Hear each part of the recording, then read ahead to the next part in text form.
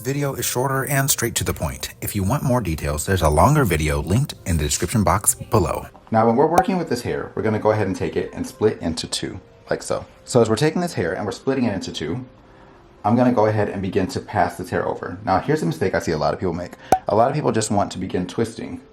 And if you're not twisting as much, you'll end up like, it'll still stay twisted depending on the curl pattern that's present in the hair, but it's going to be a lot looser and it's not going to give you the same level of hold that you're looking for. So while that might look nice, it's not going to last you any amount of time. And this is where you have to learn technique versus just using product, because there is a bit of technique that you can apply to help those twists hold together a bit more and to last your client or yourself for a few more days, possibly another week, to be able to hold a bit more. So showing you the first one, and that's just kind of something where it's like, sure, you could do that, but it's not going to give you the same level of control.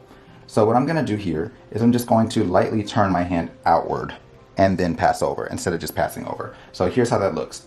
Turning that right hand outward towards the face, and I'm going to pass it up and over to the left, reaching under and grabbing that left strand, turning towards the face and passing up and over.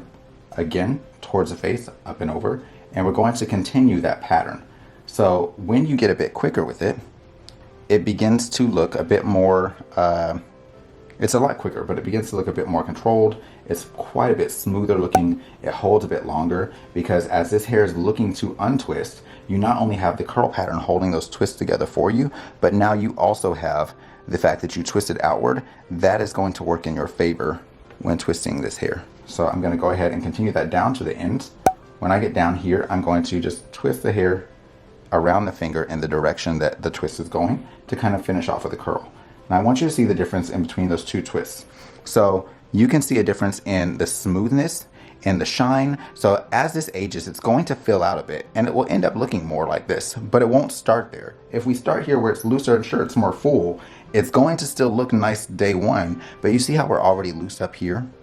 That's going to end up frizzy by tomorrow. Instead of me going ahead and just doing another row of twists directly on top, I'm going to go ahead and start doing twists more in between, and that way they can fall in the gap of the previous row. And what that's going to do is it's going to help fill out, and it makes it to where we don't see so much spaciness at the scalp. So if you have issues with density and you're feeling like, I don't like how my scalp shows, don't lay your twists directly on top of each other. You want to just slightly lay them to where they're brick laid, and that way it adds more fullness to the look of your style. You can kind of see how the placement of those twists, even though we look spacey here, we begin to fill here. So as we do the whole head, it fills out the look of the back of the head in general. If this has been helpful, please feel free to click the like button. And if you'd like to see more tutorials like this, please feel free to click subscribe.